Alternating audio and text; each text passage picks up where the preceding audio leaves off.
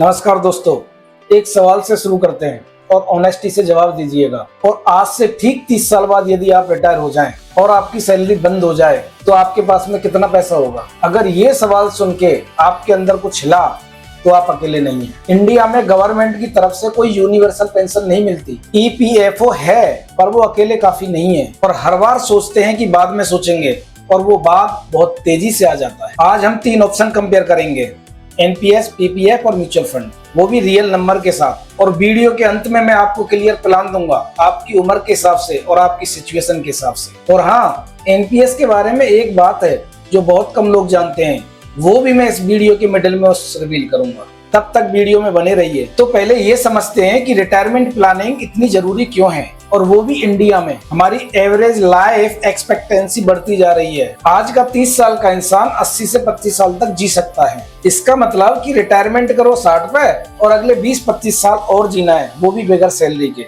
आपका मंथली खर्चा आज 30,000 रुपए पर मंथ है, तो 30 साल बाद सिर्फ 6% इन्फ्लेशन के हिसाब से वही लाइफ स्टाइल मेंटेन करने के लिए चाहिए होंगे 1,72,000 रुपए पर मंथ। इसका मतलब आपको रिटायर होने तक एक ऐसा कॉर्पस बनाना है जो अगले 20-25 साल तक आपको रिटर्न दे सके। और ये इम्पॉसिबल नहीं है, बस शुरुआत थोड़ा जल्दी करनी होती और सही जगह इन्वेस्ट करना पड़ता है। तो चलिए 3 ऑप्शंस को समझते हैं। पहला option PPF, public provident fund.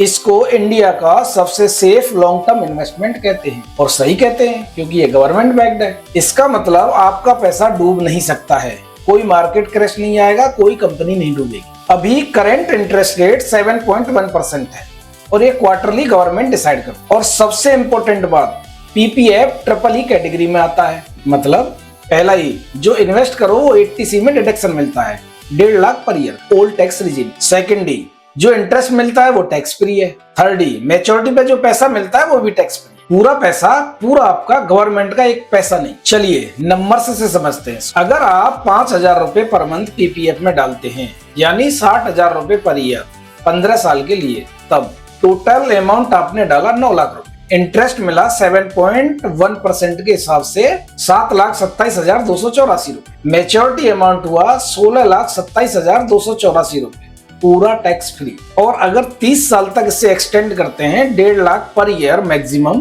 तो आपका कॉर्पस लगभग 1 करोड़ से ज्यादा बन सकता है, वो भी टैक्स फ्री। सुनने में बहुत अच्छा लग रहा है ना। अब पीपीएफ की कुछ लिमिटेशन भी हैं, तो वो जानना भी जरूरी है। पहला, पैसा 15 साल तक बंद रहता है। इमरजेंसी में पार्शियल विड्रॉल 5 साल के बाद मिलता है, वो भी सिर्फ एक बार साल में। दूसरा, मैक्सिमम 1.5 लाख पर ईयर इसमें इन्वेस्ट कर सकते हैं, जो कि रिटायरमेंट के लिए अकेला पीपीएफ काफी नहीं होगा। तीसरा, 7.1% का इसका इंटरेस्ट रेट है। तो इसे हम इन्फ्लेशन के साथ कंपेयर करें तो इंडिया में इन्फ्लेशन 5 से 6% है, तो मोटा मोटी इन्फ्लेशन के साथ पैसा बढ़ रहा है। तो रियल रिटर्न सिर्फ 1 से 2%। इसका मतलब पीपीएफ एक्सीलेंट फाउंडेशन है, बट रिटायरमेंट के लिए अकेला काफी नहीं है। दूसरा option NPS, national pension system.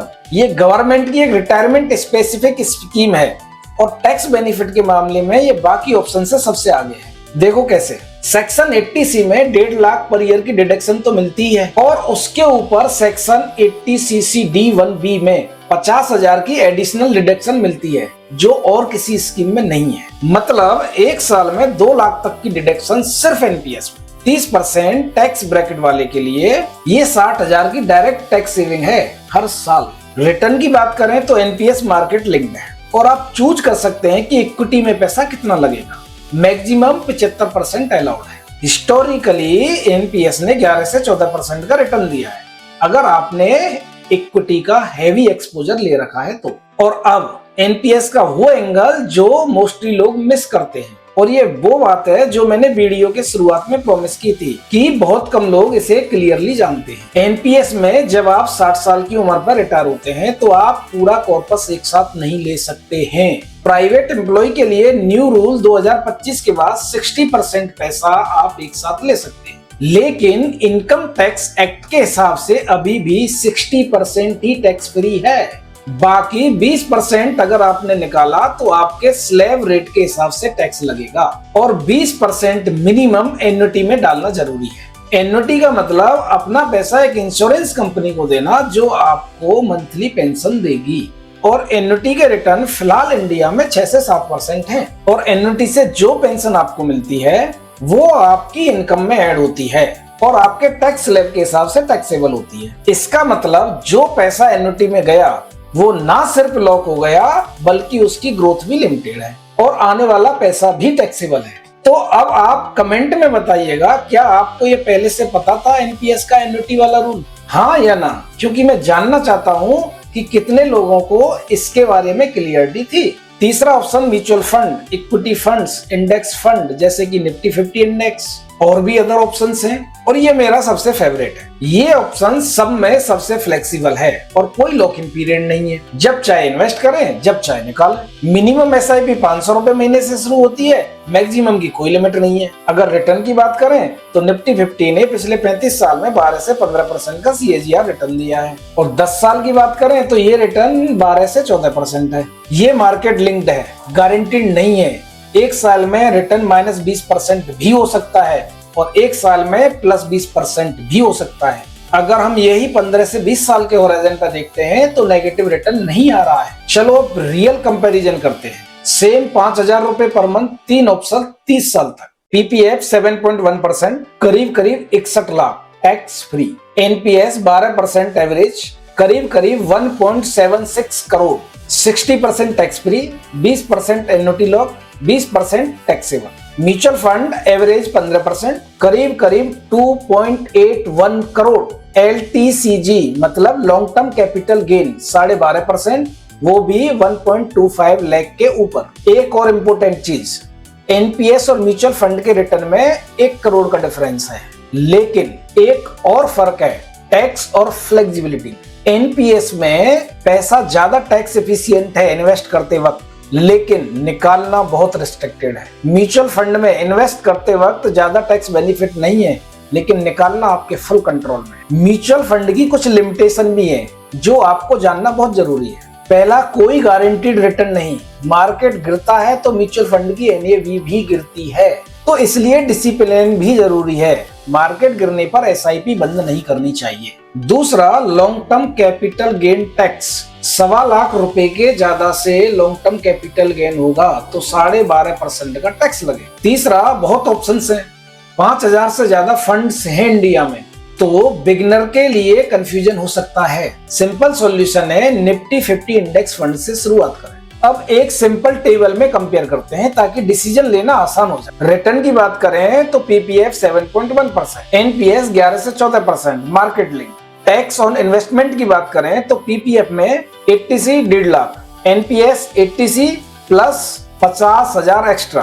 Tax on withdrawal, PPF 100% tax free, NPS 60% tax free, rest taxable. Lock in, PPF 15 साल, NPS till as of 60, flexibility PPF medium, NPS low, risk PPF 0, NPS market linked, best for PPF safety plus triple, NPS max tax saving. और mutual fund इसके साथ add करें जो कि return करीब 15% CAGR, market link, tax benefit invest करते वक्त ज्यादा नहीं, सिर्फ ELSS में 80C, निकालते वक्त LTCG 12.5%, 1.25 लाख रुपए से ऊपर। लॉक इन है ही नहीं, फ्लेक्सिबिलिटी फुल है, रिस्क मार्केट लिंक्ड है। अगर बेस्ट की बात करें तो ग्रोथ पोटेंशियल है। अब सबसे बड़ी बात, कोई भी बेस्ट ऑप्शन नहीं होता, ये आपकी सिचुएशन पर निर्भर करता है। मैं 3 सिनेरियो बनाता हूँ। सिनेरियो नंबर 1, आप 22 से 30 साल के हैं, आपकी नौकरी अभी शुरू हुई है। पहले एसआईपी शुरू करें, किसी भी फंड में या किसी वित्तीय सलाहकार से जाकर के वार्ता करें और पीपीएफ में 500 रुपए मिनिमम डालें ताकि आपका अकाउंट एक्टिव रहे। एनपीएस इस एज पर ऑप्शनल है। अगर एम्प्लॉयर एनपीएस का बेनिफिट देता है तो जरूर लें, और एम्प्लॉयर बेनिफिट न्यू टैक्स में भी एलिजिबल है। क्योंकि आपके पास में ज्यादा समय है तो इक्विटी में ज्यादा समय मतलब ज्यादा कंपाउंडिंग, और लॉक इन इस उम्र पर ज्यादा मैटर नहीं करता है। अब सिनेरियो 2, 31 से 42 साल के हैं, आपकी सैलरी अच्छी है। यहाँ मैं न्यू टैक्स को फैक्टर इन नहीं कर रहा हूँ, यहाँ पर मैं ओल्ड टैक्स के हिसाब से बता रहा हूँ। तो तीनों का कॉम्बिनेशन करें। पीपीएफ में 1.5 लाख पर ईयर, 80C के benefit plus guaranteed return, NPS में 50,000 एक्स्ट्रा, 80CCD1B का प्रॉपर यूज, बाकी सरप्लस म्यूचुअल फंड SIP में, क्योंकि इस एज में टैक्स सेविंग मैक्सिमम होनी चाहिए। NPS का 50,000 रुपए डिडक्शन इस एज पर बहुत ज्यादा वैल्यूएबल है और उसमें इक्विटी एलोकेशन भी हाई रखें। सिनेरियो 3, आपकी एज 43 से 55 साल है और रिटायरमेंट नजदीक आ रहा है। PF में मैक्सिमम डालो, 15 साल का लॉक इन मैच हो रहा है और टैक्स फ्री कॉर्पस बनाओ। म्यूचुअल फंड में भी कंटिन्यू करें, लेकिन इक्विटी से डेट की तरफ धीरे धीरे मूव करें, क्योंकि एज के साथ रिस्क को कम करो। अगर आप NPS में ऑलरेडी हो तो उसे कंटिन्यू करो। न्यू इस एज पर रिकमेंडेड नहीं है, क्योंकि अब सेफ्टी ज्यादा जरूरी है। PPF गारंटीड रिटर्न देता है, क्योंकि मार्केट वोलेटाइल होता है और इसको सहन करने की क्षमता कम होती है रिटायरमेंट के करीब आने पर। तो एक सिंपल फॉर्मूला जिसे आप याद रख सकते हैं, PPF सेफ्टी और टैक्स फ्री बेस के लिए, NPS टैक्स सेविंग मैक्सिमम करने के लिए, म्यूचुअल फंड ग्रोथ और फ्लेक्सिबिलिटी के लिए, और तीनों का मिलान इंडिया में यही सबसे बेस्ट रिटायरमेंट स्ट्रेटेजी है। कोई एक ऑप्शन दूसरे से बुरा नहीं है, हर एक का अपना रोल है और अगर आप इन तीनों को मिलाकर के करें तो एक रिटायरमेंट का स्ट्रॉन्ग फाउंडेशन बन सकता है। दोस्तों, रिटायरमेंट एक बार की प्लानिंग नहीं है, ये लाइफ लॉन्ग प्रोसेस है और सबसे बड़ी गलती जो लोग करते हैं वो ये है कि वो शुरुआत ही नहीं करते हैं। आज एक छोटा सा काम करें, सिर्फ एक काम, अपना करंट रिटायरमेंट स्टेटस चेक करें। अगर कुछ नहीं है तो PPF और NPS अकाउंट खोल लें। अगर SIP ऑलरेडी चल रही है तो बधाई हो, नहीं है तो स्टार्ट करें। रिटायरमेंट आएगा, सवाल यह है कि आप प्रिपेयर्ड हो कि नहीं हो, और मैं चाहता हूं कि आप प्रिपेयर्ड रहें। अगर ये वीडियो आपको अच्छी लगी तो लाइक और सब्सक्राइब करें और ये वीडियो उन लोगों को जरूर भेजें अभी तक जिन्होंने रिटायरमेंट प्लान नहीं किया है। शायद आज का ये वीडियो उनकी लाइफ चेंज कर दे। और कमेंट में बताएं कि अभी आप कौन सा ऑप्शन यूज कर रहे हो, PPF, NPS, म्यूचुअल फंड या कुछ नहीं अभी तक, सच में बताइएगा। अगले वीडियो में हम बात करेंगे tax regime new versus old 2026 में कौन सा आपके लिए बेहतर है, रियल नंबर्स के साथ, रियल एग्जांपल्स के साथ। बेल आइकन को दबाएं, वो वीडियो मिस करना आपके लिए सही नहीं होगा।